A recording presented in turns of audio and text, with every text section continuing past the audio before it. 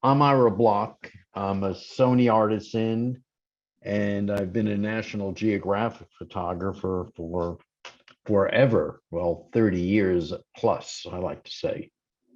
And exploring different cultures with my camera and telling visual stories is the reason that I so love being a photographer. It's just a terrific time uh, to to be a photographer now, especially in the world of digital, because I started, of course, in that world of film, which complicated things in a lot of ways logistically, and uh, you really had to be spot on. And I'd be gone for 3 months and never see my film. I'd send it back to the magazine. They get it processed, and every so often I get phone calls, uh, even before email, messages, just to make sure lenses weren't broken, advancing film was working correctly, because you just didn't know. So as I said, let me share the screen here, and I'll start this. Let's see, everything's checked. Share. Okay, could you see it? Yep. Hello? Yep. Okay, See good. it? Looks good. So yeah, I'm also, as Heather mentioned, I'm a Sony Artisan, which is I love working with Sony. The key thing for me is that they take all the feedback that photographers have about equipment, and they actually use that information to better the equipment. So, but yeah, for all this time, I've been photographing around the world in various places, having various experiences. Balloons in Bagan in Myanmar, temples in Taiwan, and of course, when you finally find an aurora, it's a great opportunity. But I'm very old school in the sense that I like to get the photo right in camera. And that probably comes back from my days shooting film, where you had to get it right in camera. And I enjoy the being a photographer and being out there with people. So I'd rather spend hours and hours in airplanes and online to get onto planes and traveling than spending that time in front of a computer and doing these pictures naturally.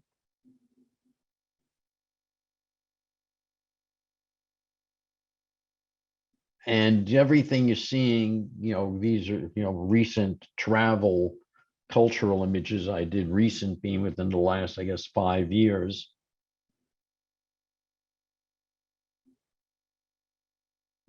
Well, this one, I didn't have to travel much. This is one of the few New York pictures I have, because usually I am standing in a line at an airport.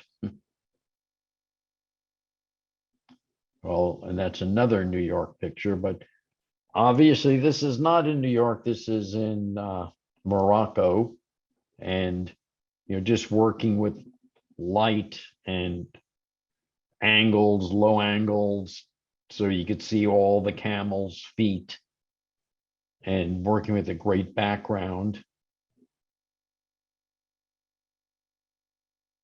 More images from Myanmar, which was a terrific trip to be on. Strange things happening in some of these images.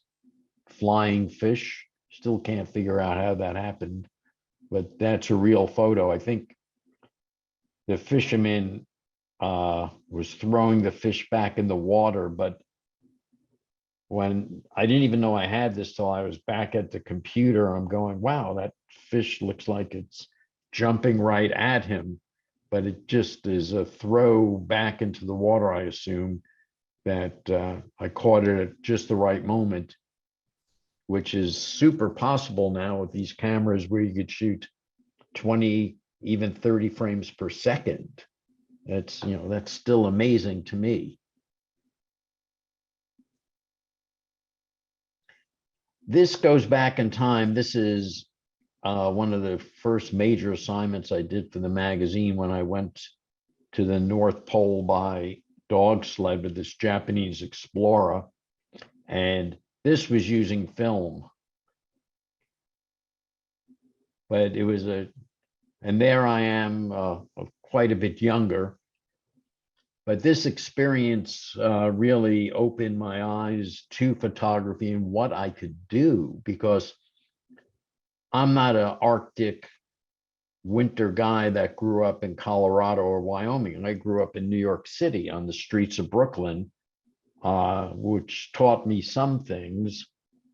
But going to the Arctic taught me a lot more. I learned survival, dealing with other people, dealing with the elements, and you know, I learned that I could, you know, do whatever I needed to do to get the photos I needed to get to tell the story I was working on. Hey, Ira. Yeah. Do you mind moving the control panel boxes off your screen? They're showing up as black boxes. If you just hit minimize on them, it should clear out for everyone. Right. Minimize. Where's the control? So if you just minimize, like on the video panel that you see on your screen, just hit the hide on the top left corner, hit hide thumbnail video. Choose video panels. Yeah, they're showing up as black boxes on your screen for some reason. Now let me escape this. Oh, I can't because I'm sharing. More. Or even if they just hide video panel. Yeah. Oh, perfect. That went away, and there's one at the top too. Yeah, I'm trying to figure out how to do that, because I see it on mine. We get. It's a little tricky because there's no. You might be able to drag it out of the way too, if it'll let you. Right, here I go. And what this one is, show hide floating meeting controls. Perfect. Oh. Yes. Okay. Now we've got one right in the middle, though. Is there something? No. Oh, no, we're good. We're all good. That's gone. Okay, thank you. We can proceed. Okay, thanks for the heads up. At this point, I guess this sled dog didn't get the message that he was going to be pulling the sled, not taking the ride on the sled. So I've used, my photography and lighting. This is back in Mongolia, just to tell stories. But most of the time I'm traveling with a lot of equipment, and it sometimes is a hindrance. These are some monks at a church, at a temple. And this guy's doing a selfie with the front camera instead of, the back camera instead of the front. But, usually I'm carrying big lenses and, quite a bit of equipment, sometimes two bodies. And what I find is that when I go in with a smaller camera and smaller lenses into a situation, it's much easier to communicate and deal with people.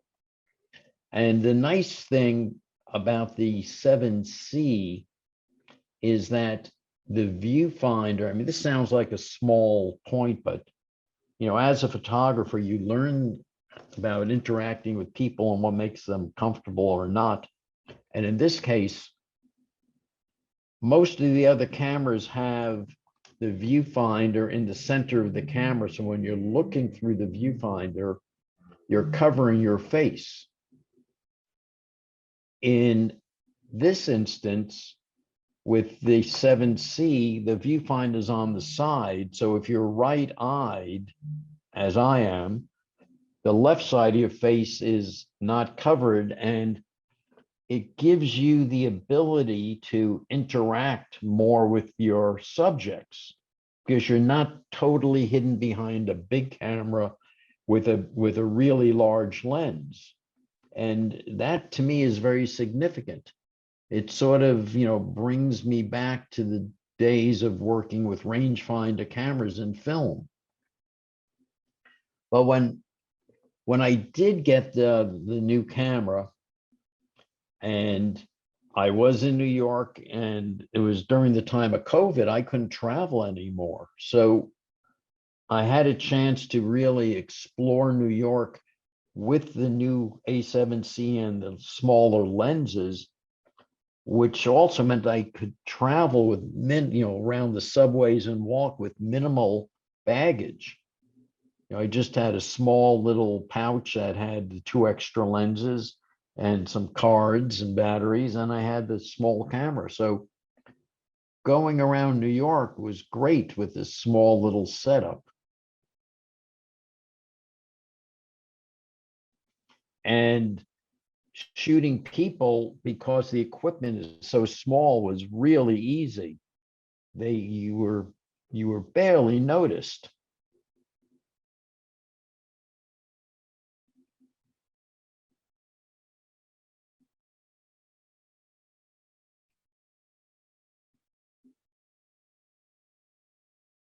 So this was, not being able to travel during this pandemic did have some advantages, and I did get to stay home for a while, which is highly unusual.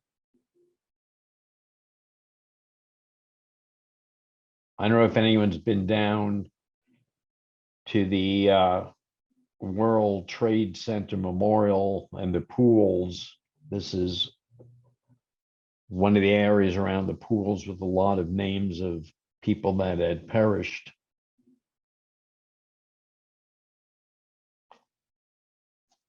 So it was for me, working and shooting again in New York was really a lot of fun. I didn't have to go far, and with the new system, I just always had what I needed with me.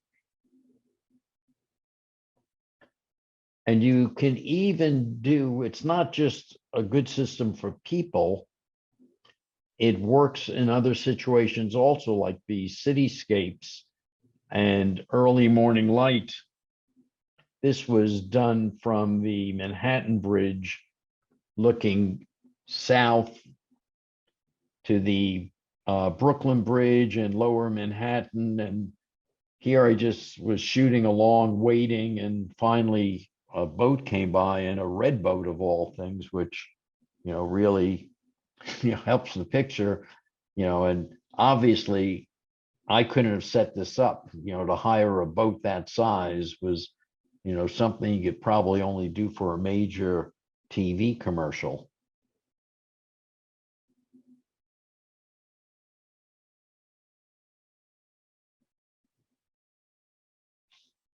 And of course, the subway systems were being totally cleaned and sanitized, and so I wanted to document that.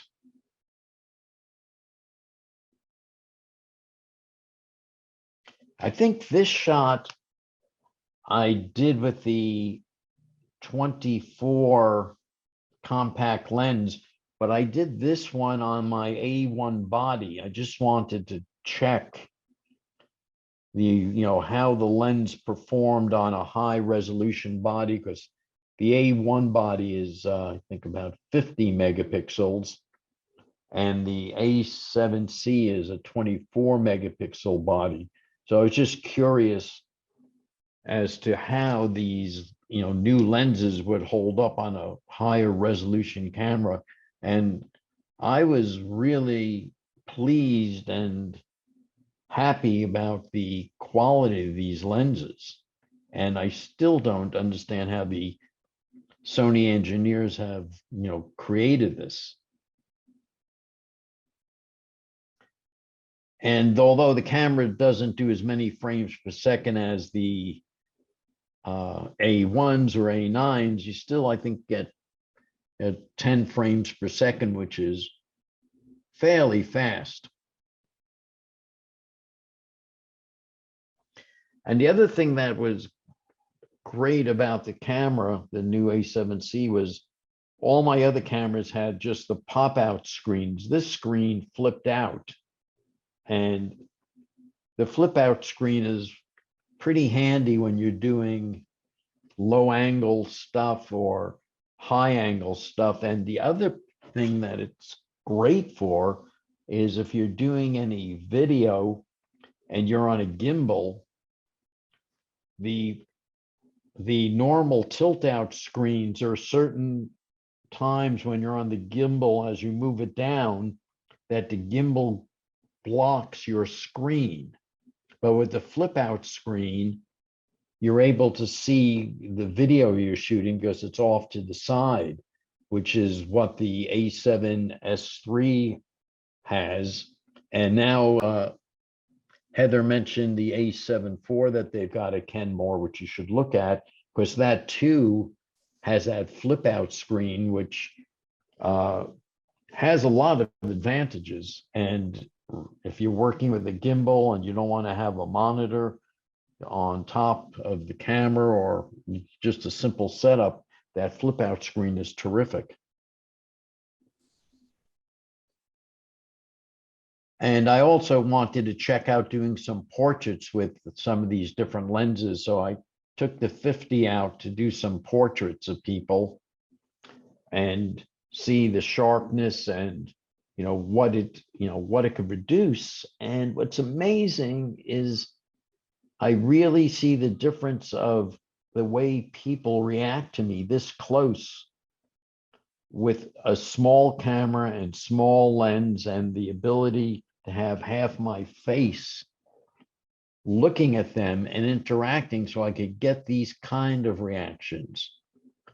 And I really enjoy doing my portraits as horizontals and cutting off the top of people's heads because it draws you more into their eyes.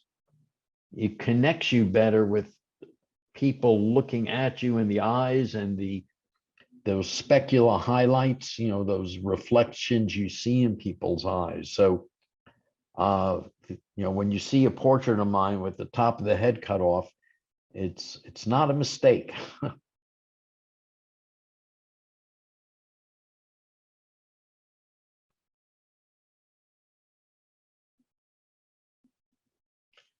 And the other thing that's impressive, really impressive, is this 24 megapixel sensor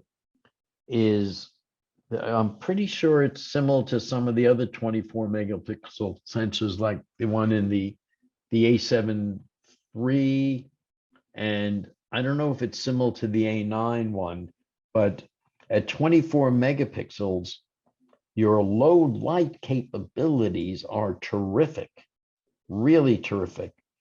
I feel comfortable shooting at 6400. No second thoughts about it. ISO 6400 really produces super nice files. And I've gone as high as about 24,000 with this camera. It starts getting a bit of noise, but with the noise reduction software now, you've got a lot you could do. So after, the portraits when things opened up a bit, I did a little bit of traveling domestically. A couple of weeks back, I was in Maine photographing the fall colors, which were phenomenal. I was there just at the peak season. It was great.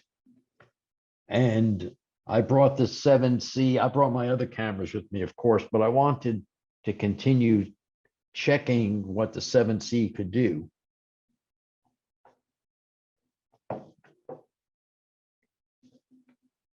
And it, really did a nice job on the colors. And gave me a chance to experiment.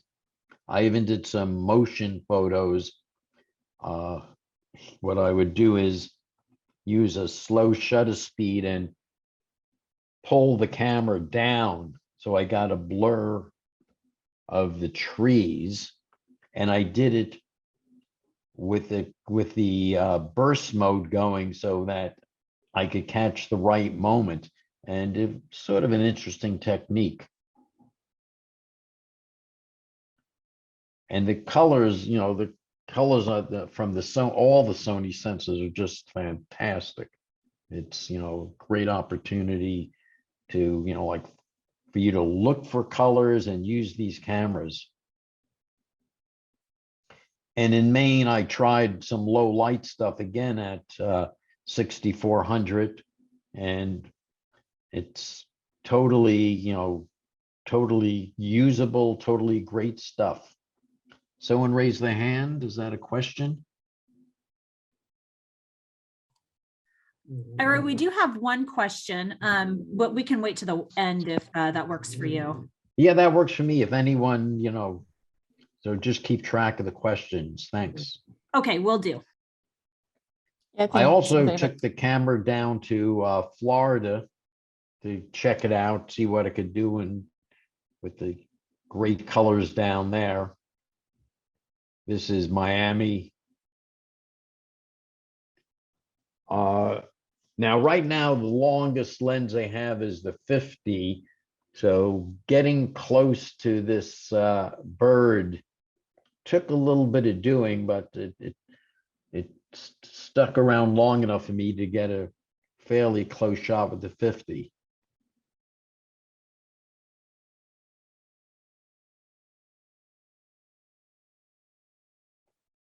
And one of the things that I love about these cameras, and this one has it also, is the silent shutter mode. When you're shooting with silent shutter, people don't know that you're shooting. And this woman I caught, sort of with her hair hanging out of the hammock, had I not been on silent shutter, she would have heard the shutter go off and, and turned around and started looking at me. So silent shutter is really great because I don't know how many of you have had this experience where you're shooting, and the shutter is making a noise, and your subject goes, well, haven't you got enough photos already? And then sort of, okay, you're out of there. But with silent shutter, they don't know that you're shooting. They don't know when you started, when you stopped. It's really a great tool to use. And I decided during the pandemic, I would do a little traditional photo essay on my mother. My mother is 100, well, she'll be 101 this December, and she still owns her shop in Brooklyn. And I thought this is a perfect time to document my mom, spend some time with her, and also to show what life is like during COVID for, an older person and an older person that's still working. And when I started the project, the first day of shooting, I was shooting in color, and I got back to the studio, and my assistant and my wife, and we were all looking at the photos. And I just said, the color doesn't seem to work. So we converted a couple of black and white, and I said, this is the way to go. We got to go black and white. I haven't shot a black and white photo documentary essay, since film days, which would have been, the 90s or so. And it was great to be able to shoot black and white. And then, of course, the super thing about the digital cameras is when you set so I was shooting RAW plus JPEG. When you set your JPEG to black and white, you look through the viewfinder or on the back monitor and you're seeing the world in black and white. So you immediately get a feel and of how your picture is going to look. And that was something, you know, during film days, you know, you just look through an optical viewfinder. You never had that feeling. So I started doing this project on my mom and the store. And here's a little video I did of me working with her.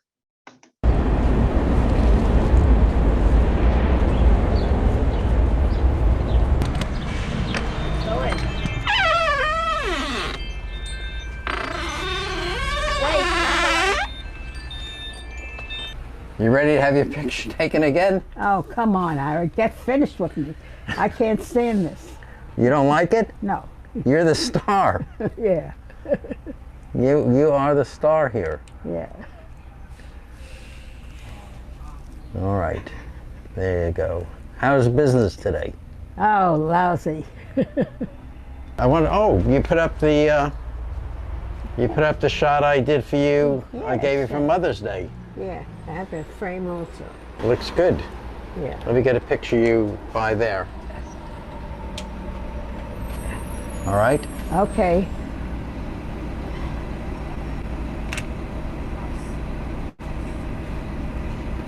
Oh, that eye autofocus picks up your eye. Looking good.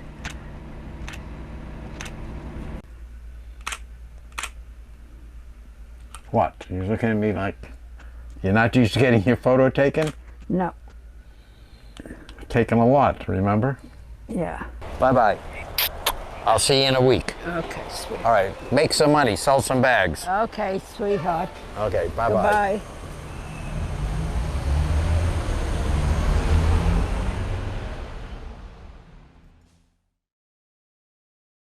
I did this essay on my mom, and the nice thing about having one subject, of course, is that you don't have to be getting different permissions or looking logistically. You're following one person. It has a natural flow.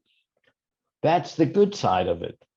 The tough side of it is you don't want all your photos to look alike. So you have to work at finding different situations. So the store was one situation, and you could see my mom still does all her bookkeeping and paperwork. But during COVID, she, you know, someone that's of her age spends some time visiting doctors, and I thought, okay, I'm going to go with her to the doctor's office. It's another part of her life. And this is early on in COVID. And you could see not only she's wearing the mask, she was wearing a plastic shield. And, you know, I was worried for her going to these doctor's office during these time periods. And she was also going to see her audiologist about her hearing aid. So this would be a typical shot I would do, but I'm always thinking, I'm always looking around. And I thought the shot through the window with the multiple image reflection had a lot more feeling and mood to it than this, which would be a standard shot.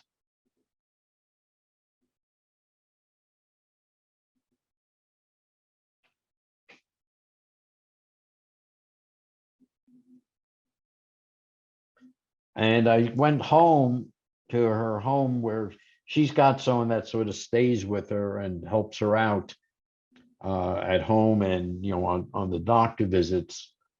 And I spent a couple of nights at home with my mom. And that's a pretty weird experience after all these years.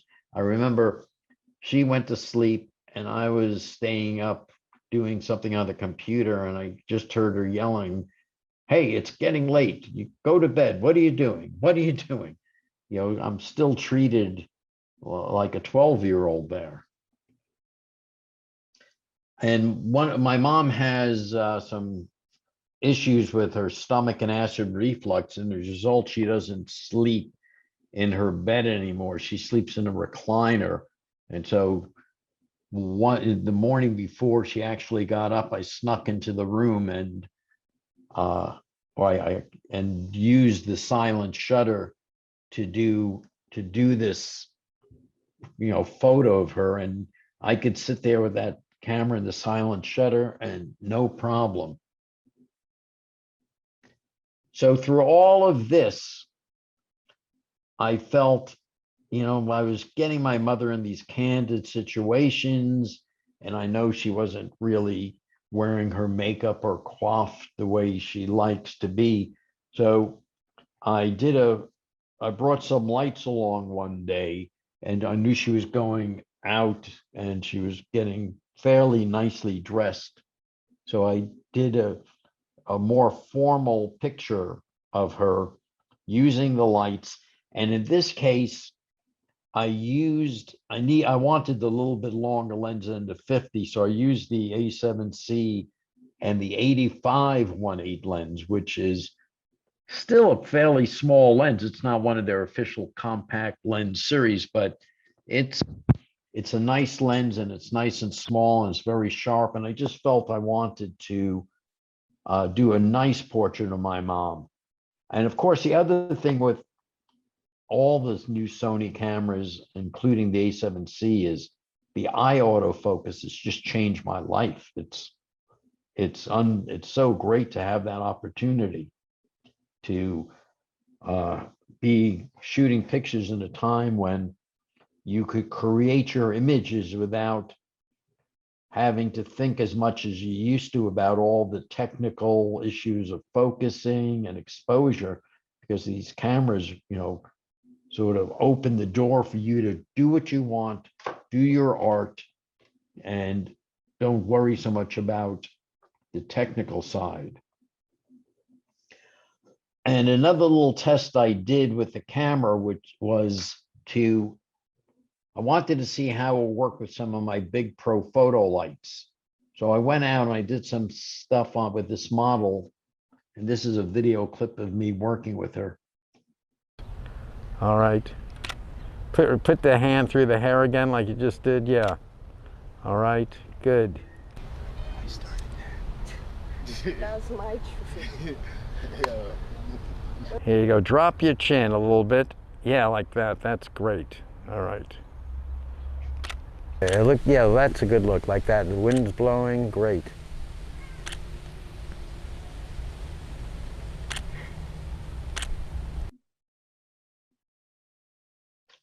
So you still could, even though it seems like a small little non-professional camera, it really is professional. You could put any of the Sony lenses on it. It's not APS sensor, it's a full frame sensor. So you could put any Sony lens you have on this camera. It just seems to work and fit better nicely with the compact 24, 40, and 50. The 40 is sort of an odd length. I've never worked with a 40 before. Usually I work with a 35, but the 40 is a nice length. It's actually become a favorite lens of mine. And my ProPhoto transmitters worked on this camera just fine to shoot off camera flash. And I blew this up. This picture, and this is blown up, and you could just see how sharp the lenses are. It's really incredible what the engineers have done.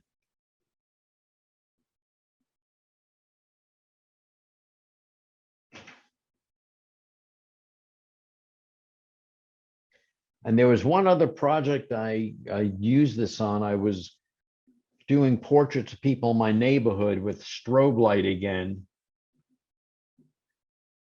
And it was just nice walking around with that small camera and not looking like you were doing a huge production.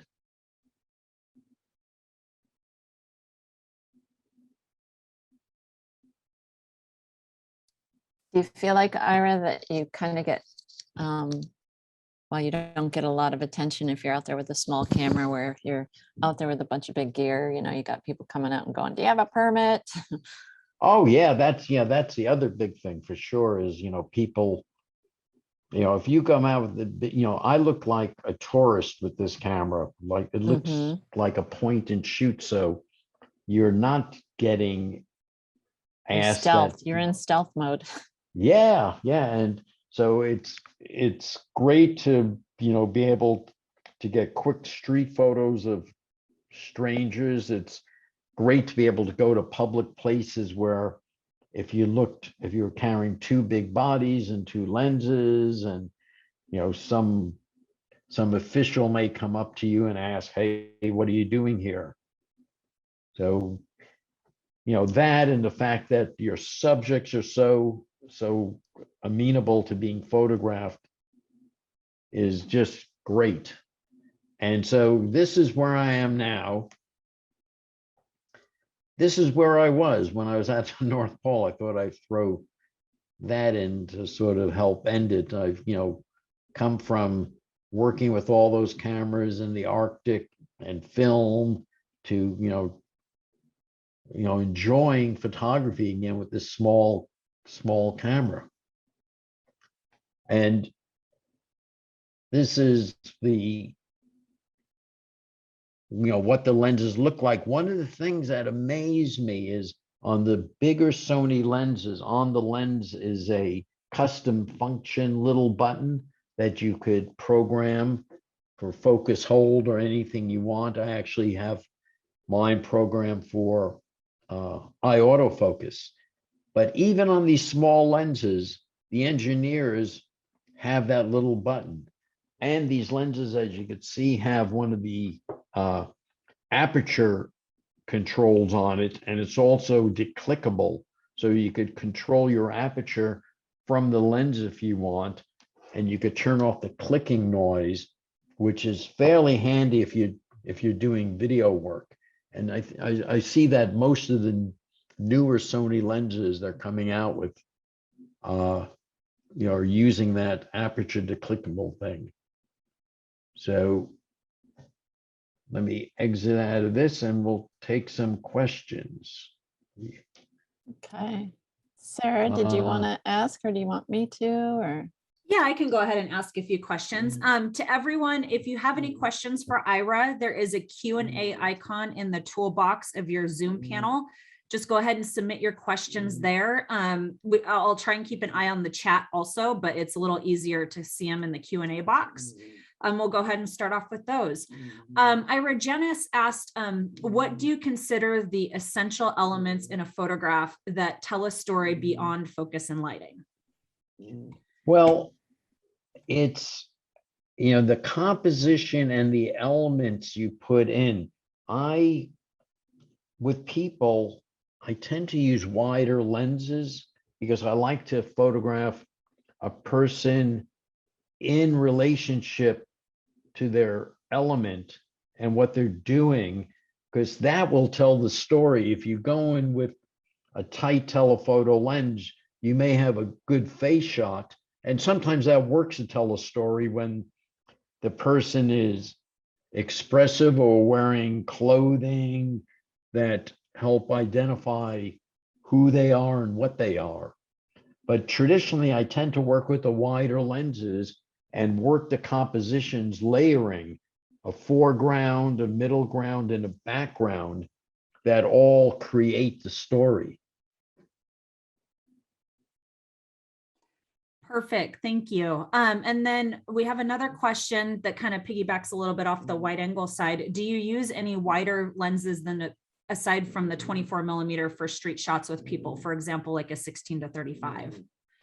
Yeah, I've used the 16 to 35 a lot, but the 16 to 35 on the street is the 2.8 I have is a big lens. 24 seems to be the widest I go unless I really need special effects.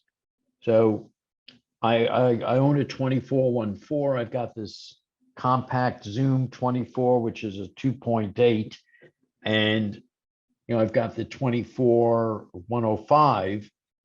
24 seems to be my widest I go for normal photography. I also own a 12-24, but I tend to use that if architecture, night sky images, and just if you're in a space and you have no choice but to, you can't get back far enough, you need a wide lens. Perfect. Thank you. Sue wants to know what your next project is. Well, my next project depends a lot on if and when I could travel internationally. That's my, that's where I've been living. That's my life for the last 30 years. So that's where I tend to focus on. I'm trying actually to go back to Bhutan, the kingdom of Bhutan. I've been there a number of times. And there's something I'm waiting to work on, but right now they just, they sent me a note a couple of weeks ago that their 3-week quarantine was over. They're down to a 2-week quarantine. And I said, I can't, I'm too hyper. I can't sit in a hotel and wait 2 weeks and not be shooting.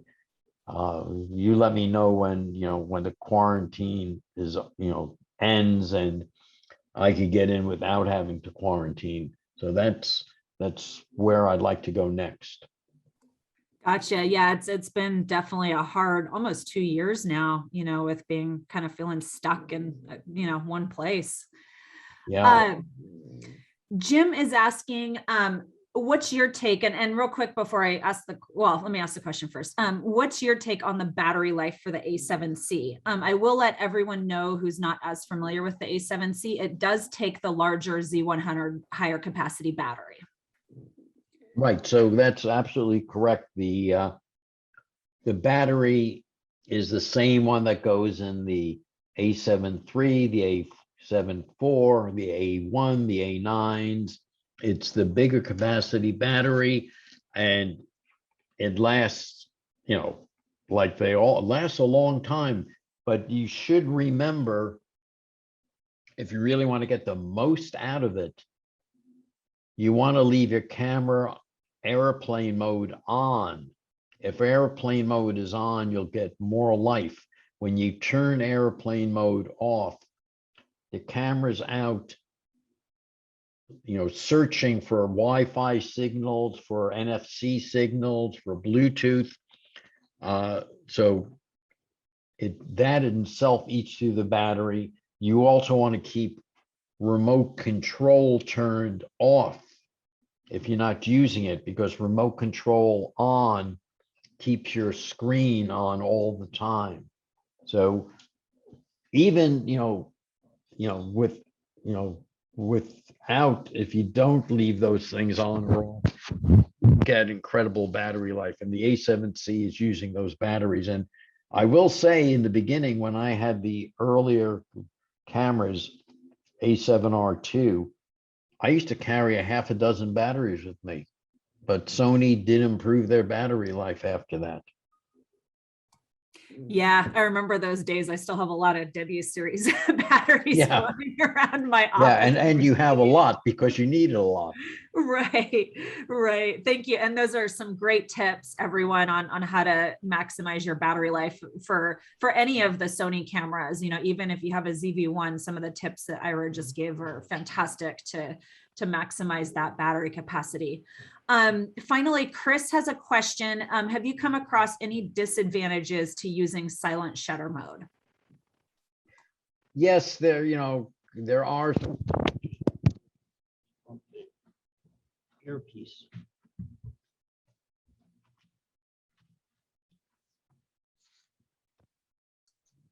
I'll just say that I'm really happy with the battery life of the A7C.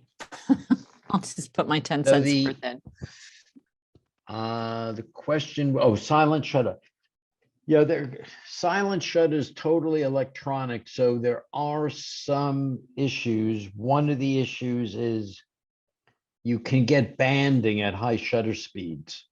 So at high shutter speeds, if you're under LED, it doesn't happen under daylight, but usually would happen under LED, cheaper LEDs or fluorescents, where the pulsing of the LEDs or fluorescents at a high, and you're shooting at a high shutter speed, you sort of miss some of the scan.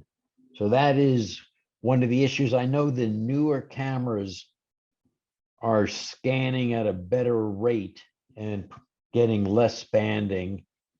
And the other issue you could have with the silent shutter would be the jello effect you get. So if someone's swinging a bat or a golf club, sometimes the shaft will bend due to the scanning. But again, they're finding ways, and the newer the cameras have gotten much better, in silent shutter with these issues. Perfect, thank you. Heather, do you have any questions for Ira? I don't, except I'm kind of wondering, like, which one of the 3 primes that just came out do you like shooting with the most? Like, which one do you have on your camera more often that you sort of default to? Let's see what's on the camera right now. I'm going to take a look. Because I usually I've got the like 40. Okay. And again, it's a new lens for me because I've not, I don't think I've ever owned a 40. The 24 I've used a lot. I love the 24 because I really like the ability to do a portrait or an image of someone doing something with them in the foreground and having the spread of the background. So the 24s I'm real familiar with, and the 50, of course. So the 40 is different lens for me, and I'm liking the lens. And the nice thing about shooting with primes instead of a zoom is that you have to make your subject fit into your lens choice. With a zoom, Yes. you get your subject, line it up, and then you could zoom a little bit and tweak it. But with the primes, it really forces you to think more about what you're shooting, and it helps you create a style, a look. You get a certain look with working with a prime lens. Right. So You're right more now the engaged 40, in the process. yeah. Do you use do you do a lot of video? And what do you use for that for lens? Well, I With the C, with the traditionally haven't A7C, I done. don't know. Yeah, You haven't? but lately I've started doing video Yeah. last year or so, and I've done some little videos with the A7C, but I've been using the A1 now more for video because it really has, well, not doing that much 8K, but even in 4K, you could do 120 frames per second, and it has great bit depth. So depending on what kind of video you're doing, the A7C would be great for vlogging or, little video clips. Nothing, if I was doing something really big and serious, I go to an A1 or even an A7S III. Yeah. The A7C does do 120 frames per second. You can get that nice. No, I don't think at 4K 60. though. Yeah, I don't. Sarah, can you speak on the differences between? Let's see. I'm sorry, Yeah, was the you know it differences probably. between which models? Well, I guess it can't really compare to the A1 as far as video. Yeah, it's kind of a whole, A1's kind of a whole other caliber camera. Yeah. Yeah, I mean, yeah, the A1 is truly, set up for certain things. And But the C has a lot of the same focusing Oh, yeah, features as the The A1, yeah, A7. absolutely. Yeah. The focusing system on all the cameras are pretty much, similar. And, you're looking at a camera that's fairly small. So like you're limited to what you could put into it. It's Right. always, I want all this and I want it in the smallest package. Well, we all know, Yes. there's They all give and started take really involved. small and now they're all getting bigger and bigger. And now they're Yeah, going which is smaller. nice that now they've gotten back to smaller size. And, for my, walk around camera now, this is what I use when I'm not thinking I'm going to be taking pictures. I always have the A7C with me with, one of the lenses on it and maybe even the two others in a small pouch or bag because the lenses don't take up any room. Yeah. Gil's asking, any idea how many frames you're getting per battery with the A7C? Oh, I've never done that. I just know that I could shoot all day with it and the battery doesn't run out. Yeah, I've kind of been my never experience counted. too. Yeah. It's so nice to Yeah. go home and be like, wow, there's still a bunch of battery life. I'm so Yeah. accustomed like bringing, pouches of batteries, but I'm just kind of impressed. And I like to do video too. So, I mean, I'm not heavy into video. I'm just trying to learn it. And that's kind of why I got But, the I camera. always take an extra battery with me. No, even if I think, I'm not going to be shooting anything, because you run across something but I've rarely ever had to use the extra battery because the cameras, these new, well, they're not that new, these bigger, slightly bigger batteries have been out for Sony for a long time. Mhm. Yeah. Anybody else has any questions? Go ahead and put them in the Q&A now. If you don't have any more questions, we can have Sarah, if you want to talk about the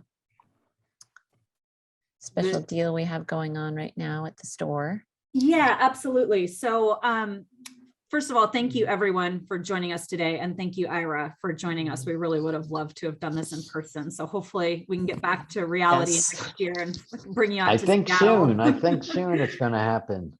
Maybe. Yeah, I'm feeling good about it too. But we do have some really great in-store specials for all of you folks. So we have a trade-in, trade-up program that is running today through Sunday only. So if you trade in a working lens or camera towards your purchase, you'll get some extra Sony dollars towards your next purchase. And the cool thing about that is the A7C camera that Ira has talked about throughout his whole class today is on that program, as well as the 3 primes that he talked about, the 24 millimeter, the 40 millimeter, and the 50 millimeter. But if you're local, just hop down over to the store and go ahead and check out the trade-in specials. And if you are not local, but within the United States, you can go ahead and call the store and see what the specials are and how to facilitate the trade-in. Yeah. On top of that, we do have lots of rebates that are running this weekend as well. So, Great just lens give more a rebates. holler. Yeah. Yeah, the lenses, I've seen that the lenses are, really well priced now.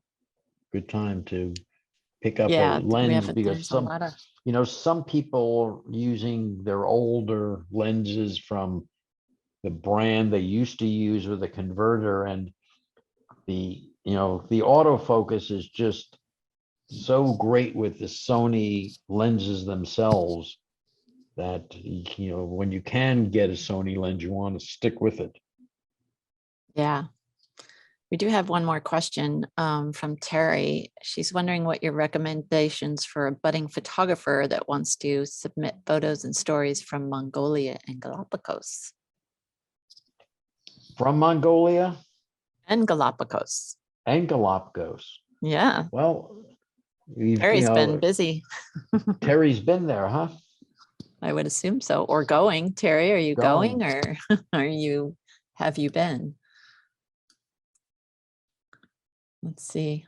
Well, pick one. Well, it's, one of the key things when you've been to a great place and have so many images is you just you've got to narrow it down. You've got to edit through those images. And when I say edit, I mean select, not, not changing, but you've got to bring your selection down to something manageable. A lot of people will send, if they send me some pictures and I'm looking at them and I'm going, wow, this is very, very repetitious. And when you're sending your pictures out to someone, if it gets too repetitious, they're going to get bored and they won't recognize the really good ones anymore, and they won't see the story the way it should be seen. So you really want to take time, and sometimes it's hard for you to do because you're in love with every image and every experience behind it. That's when you need to get another party and another person in to look through those images with you and take the cruel news that, some of them are going to have to go. Somebody to edit through your, cull through your Yeah, you hundreds just, or thousands. look, I've come back from shoots where I've got 20,000 images, and a lot of it's first images, and you're taking too many. But out of like a 20,000 image shoot, sometimes I'll get it down to 500 images or even 300. That's a big filter down, but that's what you have to do. Yeah. Yeah. Because they just kind of swoop through them really quickly, right? Like if Yeah. you're submitting it to a magazine or something, they're just kind of like, they'll quickly look through it and they'll either dismiss you if nothing catches their eye. Is that kind of the way it goes? Yeah, and the thing is, if something does catch their eye and they're feeling good about looking at your pictures, but then they're seeing something similar to it and another similar, the enthusiasm gets diluted. Mm-hmm. Yeah. So cull it down to how many? 5, 10? I don't even know how to submit No, pictures, so I don't know what I'm talking about. it depends on what you're shooting, how, how big the project is, what you're really getting. And when you go to someplace like the Galapagos or Mongolia, you can't just say, I'm doing the Galapagos, I'm doing Mongolia. You need to actually find a sub story to do, something that's, more focused. You could shoot the whole thing, but your intention has to be, what's the story? What am I focusing on? What's the hook? Right. Terry's also asking if you have any recommendations for magazines to submit to. Well, there aren't that many magazines Yeah, left. I know. That's what happens. Yeah. But you'll Yeah. It's there's Nat Geo, but man, they're yeah, you gotta be. yeah. You just start off if you could find local magazines, and also put your stuff on Instagram. Editors go through Instagram now and look at stuff on Instagram for photographers. And I'm if you're not following me, Ira Block Photo on Instagram, you'll get an idea of what I see and what I like. And it's a good thing, it's the new way of communicating your photos. I get more people looking at my photos on social media like Instagram, and then I get comments back, feedback, which you never got that kind of feedback at the magazines. You're published, you don't know who's looking at it, you get no feedback. So as a photographer, getting feedback, getting reactions on social media is fantastic. Yeah, it is. Does anybody else have any questions before we end the call? Going once, going twice, going 3 times. Well, Ira, thank you so much for joining. Oh, Oh, we just have Terry saying, thank you. Love this talk. Really speaks to me as I grew up. Oh, in great. And Brooklyn thank you bar." guys at Yeah. Kenmore Camera for having me on. This was a lot of Yeah. fun, but truth be told, I have a lot more fun when I'm with In people like person. you Yes. guys in person, and I Yes. could, Yes. see the look in your eyes. You could see the look in my eyes. I could, explain individual images a lot more than I can on Zoom. But I think, as Yeah. you mentioned, we'll hope for the best in Yes. next few We'll months, hope for next year. because photography is a personal, person-to-person communication. You need to be around people. You want to talk to people. You want to see what they're doing. You want to sympathize and empathize with people. So Zoom is a great temporary fix for the photo community not being together right now. But I did a in-person workshop when I was in Maine, and it felt so good to be back with other photographers, talking to them and seeing their excitement. It's what it's about. Just got to do it. I think everybody's ready to get out Yeah. and Yes. start, mingling with other people. I know we are Yeah. here. So Yeah, the store's pretty full today. So and being with other anyway, photographers. yeah, exactly. Chatting it up and talking about what you're doing and what jobs or projects you're working on and all that good stuff. But Yeah, look, I learned from students I'm working with. I go, wow, I didn't see that. Like, everyone's got a different vision, a different way of telling a story. It's a great sharing world. yes. Anyway, thank you, everybody. Thank you, Okay, Ira. thanks everyone. Thank you so much. It was such a All pleasure right, to have Heather. you on, and maybe next time it'll be live. We'll have you here Yes. at the store. Okay, I or love at it in our Seattle. Center. Yeah, I don't know, Seattle in November, maybe not so Yeah, all great, right. but anytime it's July, good though. So June and July are good, right? yeah. And everybody, if you can, if you're local, make sure you come by the store, say hello to our Sony folks and see the new gear that they have. And if you're not, give us a call and find out what the deals are. We'll give it to you over the phone. So thank you very much again. Thank you, Sarah, for joining us and holding up the store in there in the background. And I'm sorry that Hector couldn't get on here, but what you looking at, Ira? Is there something going on over there? No, I'm good. I'm in the hotel room. You're looking and, out the like, window to see what the weather's like. yeah, I was just checking. I'm trying. It's good. It's good light to go out now. Yeah, you can go out and shoot now. It's raining here. Of course. Oh, of course. Yes, All right. Thanks. All And right, you yeah, guys. see you guys. See you on Instagram. Bye. Yeah, thank you. Bye. Bye.